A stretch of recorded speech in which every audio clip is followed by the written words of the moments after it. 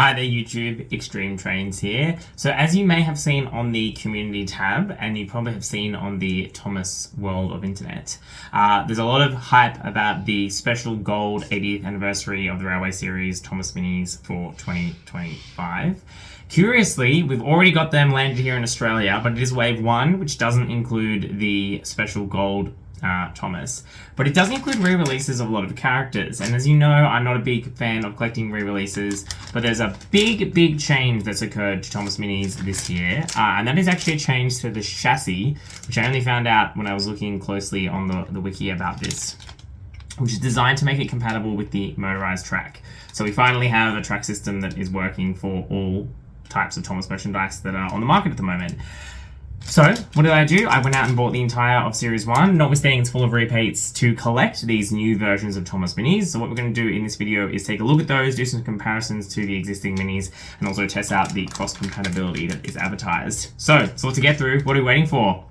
Let's do it.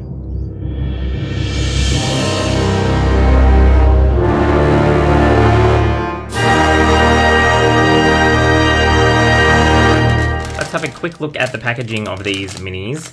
As you can see, similar to previous waves in that we've got the Thomas & Friends branding, the minis there. We've now got the clear window, thank the Lord. Have a code on here, but you don't need that anymore because you have a clear window. You can see a hint of the new brochure that is available. In my not wisdom, didn't take a photo of the box, but the box had a big version of this picture on it, which we'll take a look at once we open this up. Then we have the usual blah blah on the back. So let's live on camera get one of these minis out. Yep, don't care about that. We'll take a look at the image. Track sold separately, so many to collect. And you can see here we've got a picture of all the engines available in Series 1, which, as I understand it, these are all repeats that we have seen before. The only one I'm not sure about is the Steam Percy, but I'm going to immediately check after I have recorded this section of the video. And then you come onto the back, so many to collect. So I'm much happier to see this than the silly Find Our Show thing that was included in the previous waves from last year. Again, somewhat disappointed these are repeats. Also disappointed that they don't actually say anything about the fact that the chassis has changed. Because I think this is the kind of thing which should be, again, Leo King Video talks about this quite a lot. Information needs to be provided to parents to understand what they are buying. There is nothing on here that indicates clearly to me anything about them having changed and being now compatible with the track, which is the only reason that I have repurchased what would otherwise be essentially duplicates of minis that I already own. So, big fail. I also think that they should go back to including the other series on these things, because that makes me want to collect Season 2. If I only know what Series 1 is, well, what more is there? So, Mattel, I don't have a degree in marketing. In fact, I'm a lawyer, so I don't know if you do want to hear from me, but if you would like to, please let me know. I'm happy to talk to your marketing people and do some market testing as to what you should be doing to sell more products. So that's the packaging out of the way. That's the brochure out of the way. Let's take a look at these new, well, not new, minis. What are we waiting for? As a brief side note, I don't know what happened to my Space Ashima bag, or Galaxy Ashima. For some reason it was all red at the top. Don't know what's going on with that. Anywho, not important. Let's take a look at the minis, which are now down before us. So this is the entirety of Wave 1, or Series 1 as they're calling it.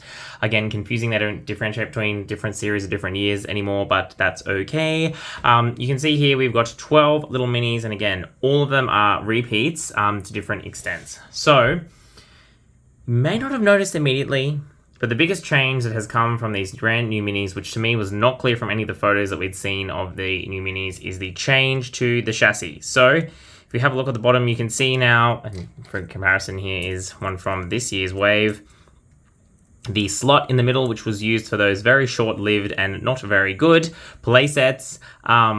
You can see here, that was what it looked like previously. Now we have a much thinner chassis. It doesn't have that slot underneath. It does have the same wheels. They're the same, as far as I can tell, build and size. Perhaps slightly thicker rims, don't know. But they look to be broadly the same in terms of the wheels. It's just purely this bottom part on the bottom which has changed. So, what's the effect of that? Well, if we do our little spin, you can see that suddenly the wheels are underneath. And I don't know about you, but this to me looks anemic. Like he hasn't been eating enough food or something is wrong. It's very, very odd. Now, this is much more realistic to a real train, which would have, oh, get the focus back, which does have the wheel sitting underneath the body, not outside. So it might be that I have some bias here because I'm used to, oh, my big Thomas is distracting everyone. It might be that I have a bias here because of what I'm used to, but I would love to know thoughts in the comments below as you see these minis as we go through and talk about them, what your thoughts are on this change into how they look. Now we're going to talk about how they play a bit later in the video, but certainly how they look, I'm very curious to know what you think about that.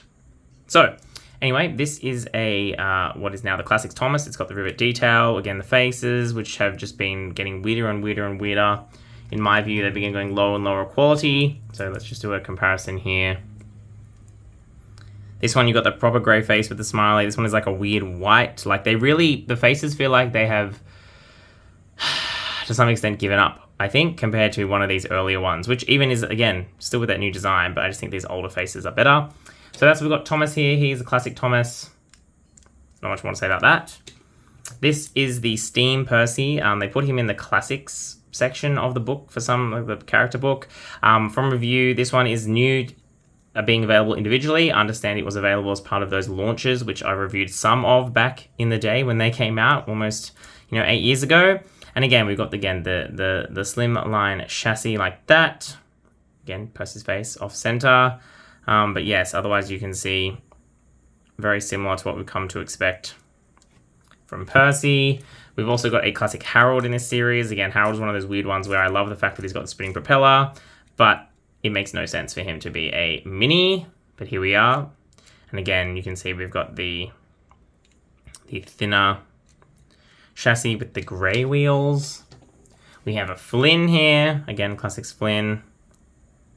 I must say, the minis do look great in terms of the level of detail. I've always maintained they look great in terms of level of detail. But again, we've got the thinner chassis. And for a comparison, here is a see-through Flynn. But just to get a sense of how it looks with the wheels sticking out versus now being underneath, it really does change the profile. And again, the face is just quite different. So this one, this one was a bit different. It had a clear piece where it was printed on, whereas this one is the plastic. The face is actually a plastic separate piece that has the printing on it. So there are your classics for this wave. We've got, I think this was the Disco or Techno Diesel 10. Now, the exciting Diesel 10 is in Series 2, which has the angry face from Thomas and the Magic Railroad. We don't have that here. We've just got a repeat of this. Again, a fun diesel with that slim line design underneath. We've got a graffiti Paxton. Pretty sure that's what it's called. I'm sure someone will correct me what the exact names are, but it is what it is. Again, I think a good looking Paxton, the face not centered. When they have the darker wheels, I don't notice as much. So for example, Paxton I actually think doesn't look as weird with the wheels underneath. But for some reason, Thomas, it's really throwing me off. Don't know why. This is the dog. It's just one of the animal ones, which again, definitely have seen that before. Who picks what gets selected? I just don't know. This one was one of those weird ones which I was not a big fan of. Also in the animals theme, I recall, is this one, which is like the aquarium troublesome truck. As you know, I love the troublesome trucks. And again, we've got our first of the transparent undercarriage chassis that comes with this one. We've got the Galaxy Ashima. Interesting, because this is a one that was brand new for last year. So it's interesting that they have pulled her out of the relatively recent archives. And interestingly, that some of these have been pulled out. Like these are from literally almost 10 years ago, and they've still got them lying around apparently.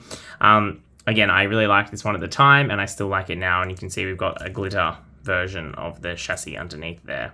Again, I think Ashima doesn't look too weird, except maybe when you come around the front, looks a little bit top heavy. We have like the Dino/Explorer Rebecca, which I always thought was a bit chaotic in the way it was designed, and the resolution is just like, of the skeleton is not too bad, but of the dirt is really all over the place. And again, Rebecca's one where I think she does look quite top heavy because she has those thinner wheels now. And then I think two good inclusions, because these are some of my favorites of the minis that they have ever done. These are well, they called them Origins, I believe, at the time, but I don't know what they call them now. The Black James being repainted into his red with the pink undercoat. Again, would love to get versions of these that don't have the markings all over them. Anyway, here we are. So we've got, again, black chassis, and I think, again, you notice it less on James. And then last but certainly not least, the Origins, or whatever, greatest moments, whatever it was called, Thomas, who's again being painted blue. And again, the differences between these faces I think is so unusual, because like his eyes are not even looking the same direction. This one has the dots. This one does not have the dots in the eyes. Like, you can, like, what? These are produced at the same time, and yet they look so different. It's so weird. Again, if someone can explain to me what's going on there, I'd love to know. But otherwise, just the classic LSBC Thomas. So, in terms of a wave, it's fine. Obviously, they're all repeats, so I think there's enough variety there to keep it relatively interesting. I'm pleased we only have 3 Thomases. But I do think it's a bit odd they didn't include, like, they included Paxton and Ashima, Flynn and Harold, rather than, for example, including one of each member of the Steam team, even if only... like there's no Nia, for example, even if they're in different varieties. I wouldn't expect them to do all of them as the classics, but at least so you've got one version of every engine in this collection, which you don't. But these are not the star of the show. I reviewed all these before. What we're actually here to talk about, except Percy, I think, is how they work on the track. So I'm going to bring some of the TrackMaster / push along track up here. Let's take a look. Here you can see a setup from a set which the review you have not yet seen, but will be coming very soon. And this is just to demonstrate some of the compatibility issues with the track. So let's take a quick look first at an original Thomas. That's, for example, this one here. Clearly in low dice, doesn't fit on anything. It's the wrong size. So we knew that already. This here is the new Thomas. As you can see, we've got no problems with him fitting in the track. Runs relatively well. You can see he comes straight across the top here. If we just run him down the side, you'll get a sense. I said the friction is a lot on these engines. So let's just do that. Oh, no, you can see it's taking me quite a bit to get him to actually go down the hill. There we go. And he's stopped. So they have quite a lot of friction when they roll. They're not as smooth rolling as you might think, given the way they are designed. You can see again here, I've got the Animal Thomas in the truck. They will, for example, go over this rough track, but the truck wants to throw itself off the track. When it's not coupled on, it's fine. You know, but it's a bit uncomfortable. So you can kind of tell this kind of track, it works, but not very well. What is the big fail, which perhaps you have noticed already, is the points. The way these points are done, these rails in the middle stop, so dead end, and also coming back the other way. Dead end, and then coming from this direction as well. Dead end. So I've had a look at the other points that exist in this range. For example, this is the Y point, but also the ones that go straight and have a curve. For example, in the Percy set, which I reviewed, have the same problem. So anytime you have this kind of situation on the track, you're not going to be able to make it work. Which then begs the question of what the heck was the point of doing this change, Mattel, if it actually is not compatible. It's compatible with maybe a loop of track, but you know what you cannot buy anymore from Mattel? Is a loop of plain track. All of these sets have these kind of hill pieces, they've got these wacky pieces, they've got points, which for push-along engines, love it. For TrackMaster engines, we love it. Well, you know, at least I think it's fun. But for minis, it's no good. And so the question is, well, even if I have all of this track, this is a basic starter set. It costs $25 in Australia. It's the way that someone is going to get, if they've never got any of this track before, this would be how they would get it. Not that you would know from the box, of course. And yet now we're in a position where it still won't work. The basic set won't work. And so, you know, one wonders what the point of all of this was in circumstances where, yes, you've got some compatibility. You know, you can see I'm getting Thomas on there a little bit. But you have situations like this. You know, and this can only be, in my mind, the reason why, for example, minis, when they were first introduced, were not compatible, because perhaps someone realized, oh, hang on a minute, if we design these to run on the inside rail, you're going to have all these problems. And that's essentially what has happened here. So while I'm not necessarily opposed to this redesign, and I love compatibility, the compatibility that we're promised doesn't really work because of the restrictions in the way that these are designed. Which just means you're going to be very, very limited in what you can do. And again, a kid playing, maybe who cares? You know, a kid will just go, like, I don't know. Maybe they will, maybe they won't. But then at that point, you know, what difference does it really make if they don't fit at all? You can just kind of, you know, nothing stops me from just kind of rolling these along the tracks. You know how kids play, they don't really care. It doesn't fit. Is that really a worse experience than this? Sure, a little bit. But to warrant redesigning all of your minis, I don't know. I don't know. So I'm curious to know what your comments are and your thoughts down below. So, with everything we talked about in this video, what are my thoughts on the new 2025 Minis Series 1? So, putting aside for a second they're all repaints, I think this is a fine wave. You've got a lot of variety, you've got some different kinds of engines, you've got 3, I think, very good ones that I still recommend, even though I've already got them, and you've got a mix of other engines which are fine, even if there are some, for example, like Ashima, which probably could have been swapped out for, and Flynn, that should have been swapped out for some Steam Team characters who are a bit more well known. But the big problem that I have with these minis is that we've now got 2 different types of minis. They do look funny next to each other. They create a whole world of differences, and the compatibility that was promised falls over at the first hurdle. I didn't expect these to work on, you know, the trick pieces of track and the specialized pieces of track, but not working on points is a pretty big fail, particularly when so much of the TrackMaster world now, I keep saying TrackMaster, Push Along, Motorised, whatever, world now, is all about special pieces of track. It's about points, it's about switches, it's about excitement.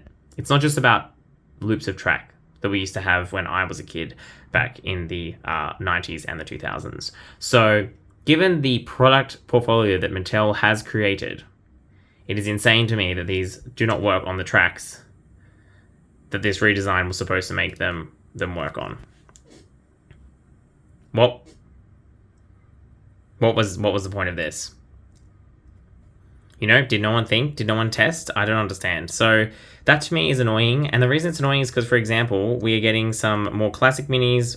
Charlie and James, I think, are being updated to have the rivets, which they didn't previously have. And they're going to be in a different style to all the other engines that we've got. So while, of course, I appreciate they're probably going to adopt this moving forward for however long Minis continues to exist, it does feel like a change which had great potential and just didn't work. Can I hold that against them? I don't know. These are still little $2 toys. You know, they're not going to break anyone's budget. The fact that you can obviously pick which ones you want now through the see-through packaging or the windowed packaging is obviously a big win.